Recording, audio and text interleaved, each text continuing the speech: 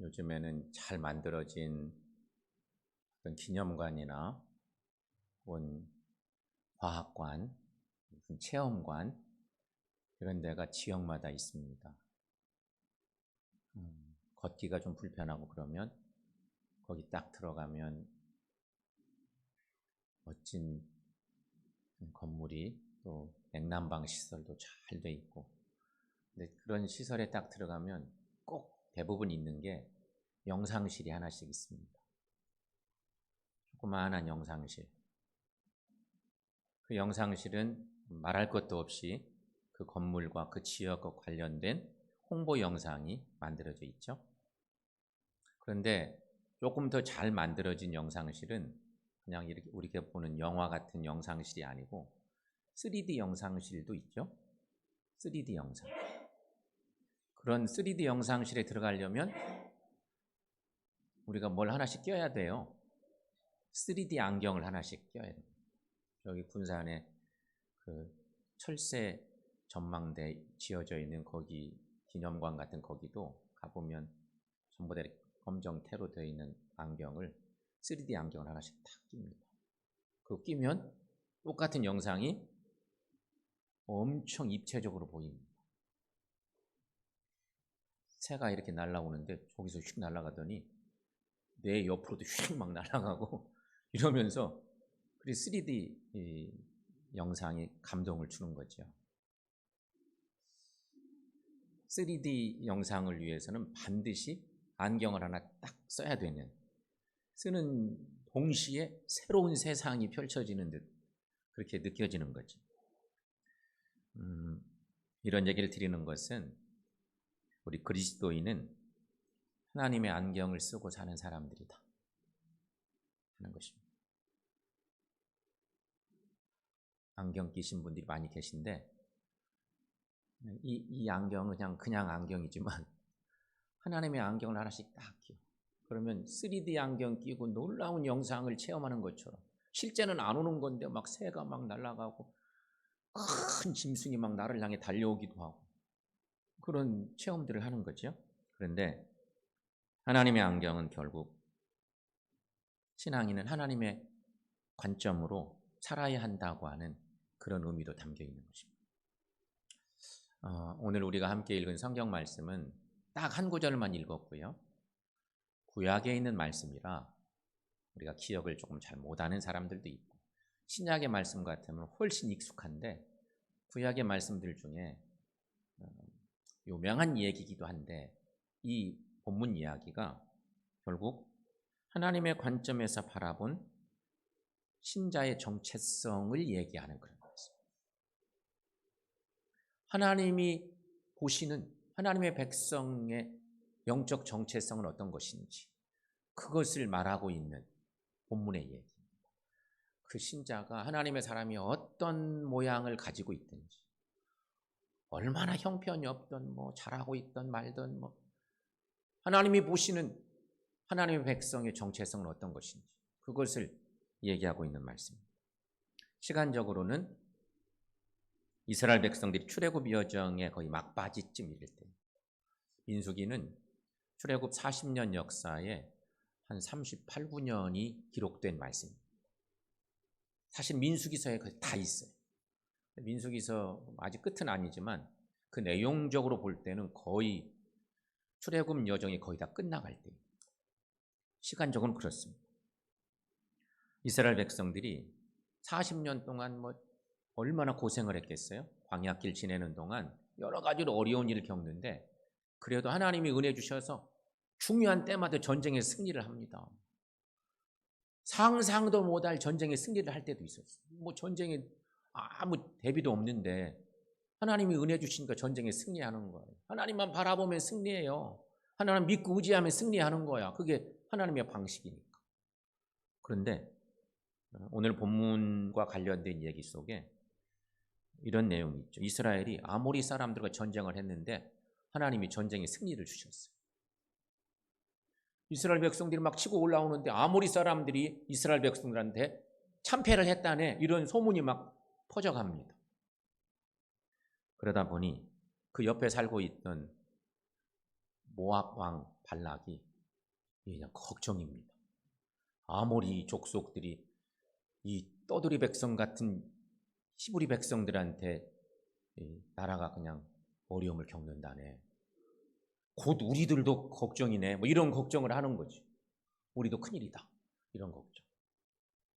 그래서 모압 왕 발락은 지도 한번 올려볼래요? 지도 올려보세요. 저 지도를 좀 보시면서 참고해 주시면 좋겠는데, 모압 왕 발락은 걱정이 되니까 사람들을 시켜서 저 북쪽에 거하고 있었던 발람이라고 하는 예언자 발람인데, 이게 거짓 예언자. 이게 하나님의 예언자가 아닙니다. 이방 나라 예언자. 이 발람. 모압 왕 발락이 발람에게 사람들을 심부름시킨 복채를 들려서 심부름을 시키는 거예요. 그런 얘기가 오늘 본문의 말씀들 속에 앞부분의 배경으로 있는 거죠. 왜 이렇게 보내느냐면 당시 발람이라고 하는 이 예언자는 소문이 파다하기를, 발람이라는 이 거짓 예언자인데 이 사람이 뭔가 말로 선포만 하면 그대로 이루어지는 거예요. 그 지역에 그런 소문이 파다해요. 신통한 예언자가 있는데 그 예언자는 그 사람의 말로 뭔가를 선포만 하면 그대로 이루어져. 그러니 얼마나 기가 막힌 일이에요. 근데 발락 왕은 지금 걱정이야. 이스라엘이 가까이 왔기 때문에. 이거 어떻게 막아야 되는데 막을 방법, 이런 방법을 쓴 거예요. 그래서 사람들을 보내서 발람을 데려오게 하는 거죠. 그래서 결국은 이스라엘이 곧 망한다네, 뭐 이런 소문을, 이런 선포를 하고 싶었던 거예요. 그런데 여러분, 이렇게 모압 왕 발락의 청탁을 받아 이스라엘을 저주하려는 발람, 그 거짓 예언자잖아요. 근데 그 입에서 나오기만 하면 그 말이 이루어지니까 그 힘을 좀 빌어보려고 했던 모압 왕 발락의 계획인데 하나님이 그 계획을 막으신다는 얘기입니다. 오늘 본문의 얘기가 그런 것입니다. 그래서 하나님께서 말씀하십니다. 오늘 본문 말씀인데요, 딱 한 구절이지만 12절 말씀 다시 한번 읽어보겠습니다. 하나님께서 발람에게 이르시되 너는 그들과 함께 가지도 말고 그 백성을 저주하지도 말라. 그들은 복을 받은 자들입니다. 아멘. 그들은 복을 받은 자들입니다. 이미 그들은 내 복을 받은 사람들인데 너 복채 받아서 뭐 이상한 소리 절대 허덜덜 말아라, 이런 하나님의 엄포 같은 그런 말씀입니다. 여러분, 이렇게 우리를 넘어뜨리는 대적들의 도전은 무시무시합니다. 예측할 수 없는 시간과 장소에서 우리를 넘어뜨리려고 합니다. 그러나 여러분, 대적들은 우리를 해할 권세가 없습니다. 왜냐하면 사탄의 세력이 아무리 기승을 부리고 악한 계획을 세운다 해도 하나님께서 이렇게 막아주시기 때문입니다. 여러분 마음속에 한번 생각해 보세요. 하나님은 나에게 어떤 분이신지. 신앙생활하는 여러 긴 여정 속에 여러 일들을 만날 때마다 하나님은 나에게 어떤 분이신가? 뭐라고 여러분 고백하시는 겁니까? 하나님은 나에게 어떤 분이신지 뭐라고 고백하실 겁니까? 오늘 말씀은 분명히 하나님의 백성들, 하나님이 사랑하는 그 백성들의 영적인 정체성을 확인시키는 말씀입니다. 오늘 말씀이 그런 얘기, 본문. 자, 나에게 하나님은 어떤 분이실까? 하나님은 사람을 창조하시고 복을 주시는 분이십니다. 하나님이십니다.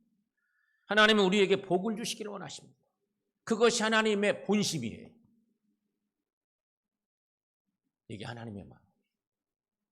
하나님은 사랑하는 모든 사람들을 복 주시기를 원하시는 하나님. 우리가 그 마음을 닮아야 되는데 우리는 살면서 하나님의 자녀라고 하면서 누구누구는 이쁘니까 복 받으면 좋겠는데 누구누구는 가다가 넘어지든지 뭐 혹시 그런 안 좋은 마음 품지 않아요? 사람은 그럴지 몰라요. 하나님은 사람을 창조하시고 누구든지 복 주시기를 원하시는 하나님이시다.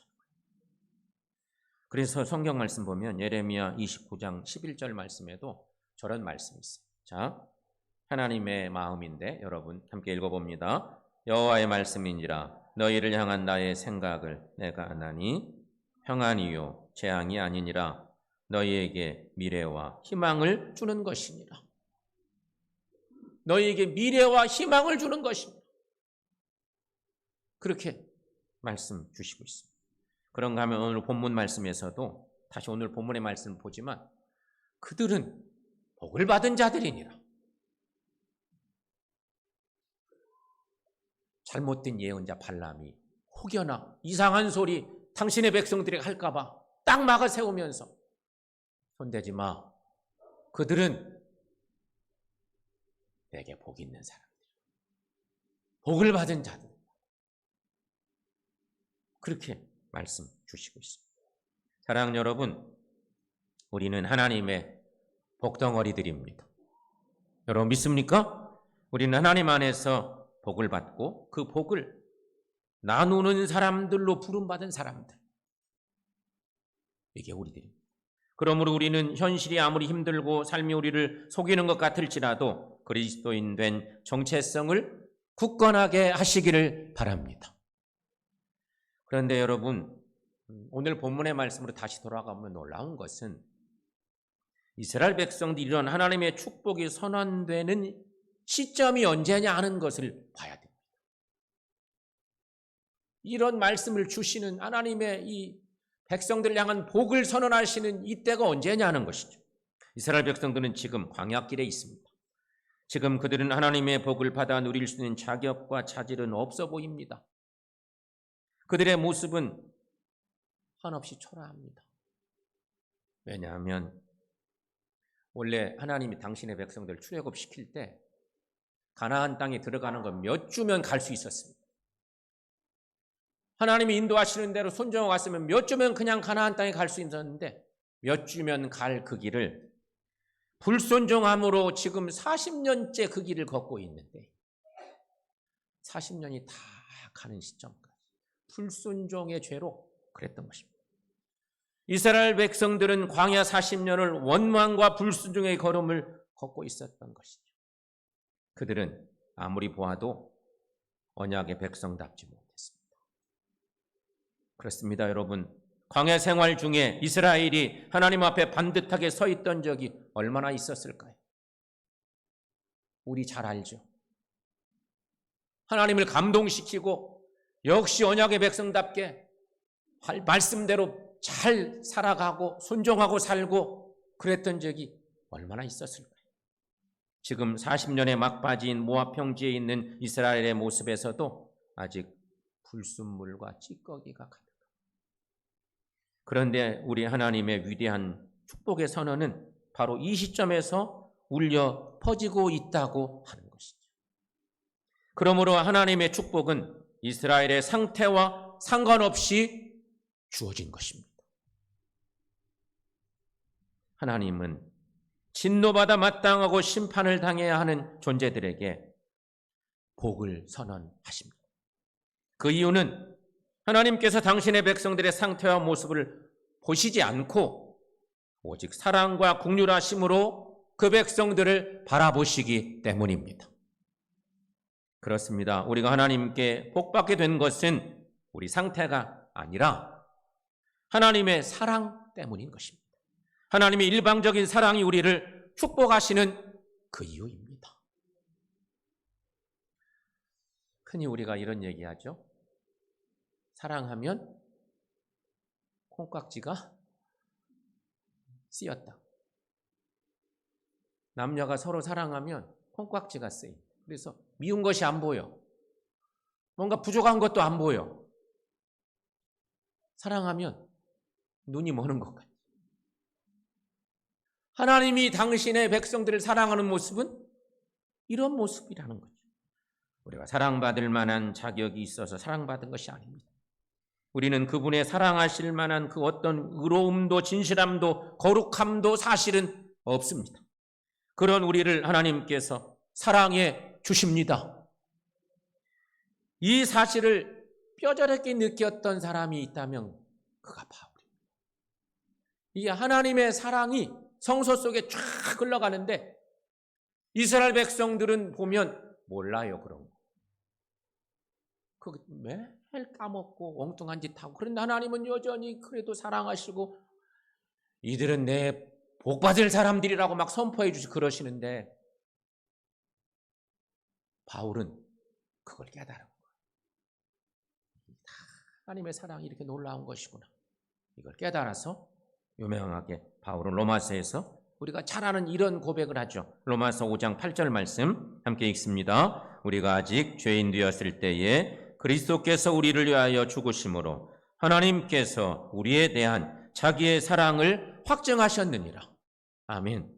하나님께서 우리에 대한 자기의 사랑을 확증하셨느니라. 예수 그리스도를 통해서. 이렇게 말씀 주십니다.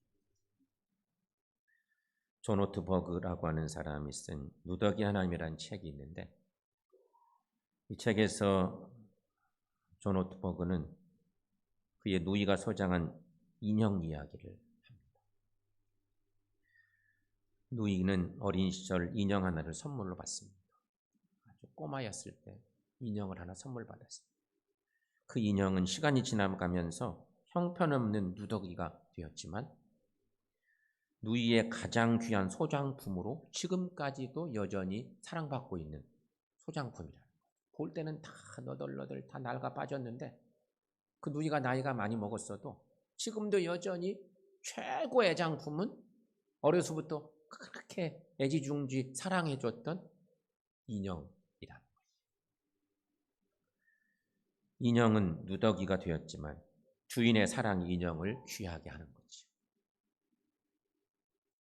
여러분, 우리가 바로 누더기 인형 같은 존재입니다. 우리의 상태는 한없이 초라합니다. 우리는 쓰레기통에 폐기해야 마땅한 중고 인생입니다. 그렇다고 우리가 무가치한 것은 절대 아닙니다. 하나님께서 우리에게 부으시는 사랑으로 인해서 우리는 휘중한 존재라는 것입니다. 휘중한 존귀한 인생이라는 것입니다. 성도 여러분, 광야에 있는 이스라엘은 누더기들이 분명합니다. 그러나 그들은 무가치하지 않습니다. 왜냐하면 하나님께서 그들을 사랑하시기 때문입니다. 하나님께서는 우리를 언제나 이렇게 복덩어리라고 말씀해 주십니다. 사랑하는 여러분, 옆 사람에게 우리가 축복을 해봅시다. 옆 사람 바라보면서 우리는 하나님의 복덩어리입니다. 우리는 하나님의 복덩어리입니다. 조금 말을 바꿔서 성도님은 하나님의 복덩어리입니다. 여러분 믿습니까? 우리 형편이 우리 현재 상태가 부족하고 모자라고 그래도 하나님이 우리를 사랑하시기 때문에 우리 모두는 다 하나님의 복덩어리들입니다. 이게 하나님이 원하시는, 하나님이 바라보시는 신앙인의 정체성. 자, 그렇다면 여러분, 이 사실을 믿고 산다면 이제 우리는 복덩어리 된 우리가 살면서 실천해야 될 두 가지가 있다고 생각합니다.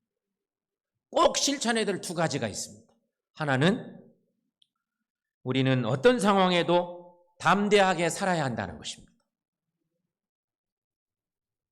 하나님께서는 우리의 조건과 상관없이 우리를 사랑해 주십니다. 그러므로 우리는 현실 앞에서 흔들리지 않고 살아가야 하는 것이죠.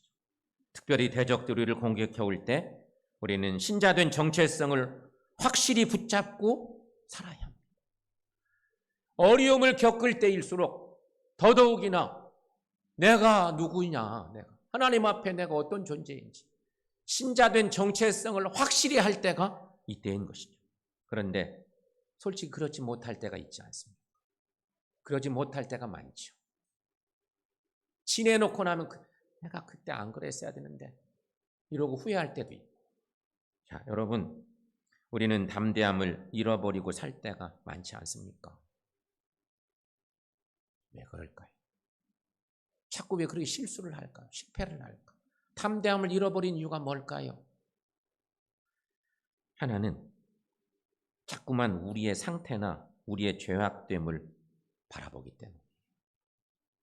하나님은 그런 거 안 보신다는데 우리는 자꾸 내 상태를 보고 내 잘못을, 죄악된 모습 자꾸 보면서 나는 안 돼, 나는 못해, 이런 마음을 먹는 거죠. 자꾸 이런 상태에 빠지는 거예요.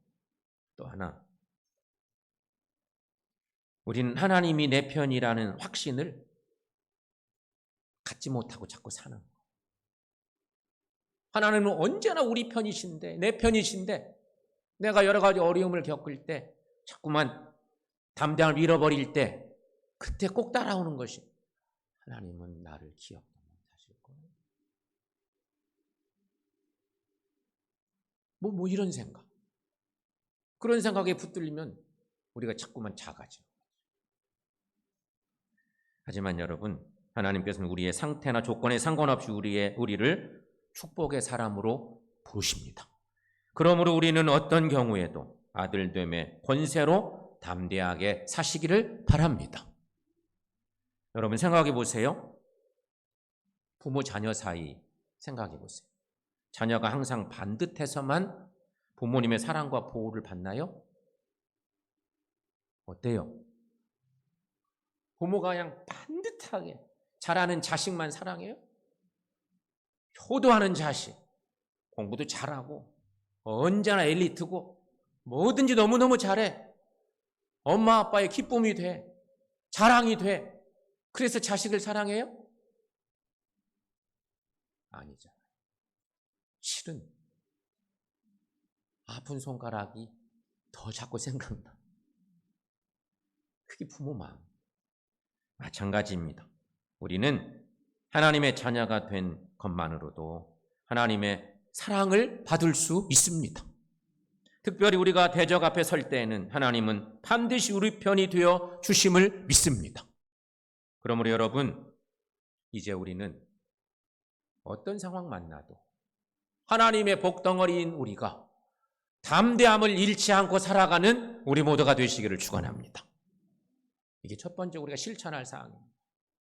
두 번째, 또 한 가지는 우리도 우리 하나님처럼 타인을 어떤 상황에도 존귀한 자로 대접해 주자는 것입니다. 이게 하나님께 배운 거잖아요. 하나님의 사랑을 알면 그 사랑을 실천할 수 있는데 우리가 신앙생활할 때 하나님의 사랑을 잘 몰라. 그래서 엉뚱하게 하나님을 마음 아프게 할 때가 생기는 건데, 우리도 타인을 어떤 상황 만난 상태라도 인정해주고 존귀한 자로 대접해주고 그런 삶을 살아야 한다는 것이죠. 아까 서두에 3D 안경 얘기를 했잖아요. 하나님의 관점으로 다른 형제들을 보는 훈련, 이거 중요합니다. 내가 볼 때는 막 미워 죽겠어. 그럴 수 있잖아요. 나하고 관계가 어쩌고 저쩌고 이러면서. 근데 하나님은 나를 보실 때 그렇게 안 보시잖아. 우리도 그래서 하나님의 안경을 꼭 끼고 살아야 돼. 하나님의 관점이야. 그 안경을 나도 썼다면 그 눈으로 나 아닌 타인을 한번 보세요. 어떻게 보일까? 그렇게 봐야 된다. 하나님께서는 나를 기다리시고 오래 참아주신 것처럼 나도 다른 사람을 인내로 기다려주는 사람이 돼야 한다는 것입니다. 내가 얼마나 오랜 시간을 걸쳐서 변화되고 있는 인생인 줄을 안다면, 내가 오랜 세월 지나서 지금 이렇게 변화되고 있는 것을 내가 나를 안다면 주변에 더디게 변화되고 있는 사람도 주님의 긍휼의 마음으로 기다릴 수 있습니다. 주님의 눈을 가지면 그 누구도 함부로 정죄하거나 소망 없는 자처럼 대접하지 않게 됩니다. 우리들이 하나님의 긍휼의 마음만 소유할 수 있다면 그 어떤 형제라도 이해하고 기다려 줄 수 있을 것입니다. 성도 여러분, 우리는 교회의 모든 성도들을 그분의 상태와 상관없이, 그분의 형편과 상관없이 늘 존귀한 자로 대접하는 우리 모두가 되시기를 축원합니다. 여러분, 우리가 인생길을 걸어갑니다.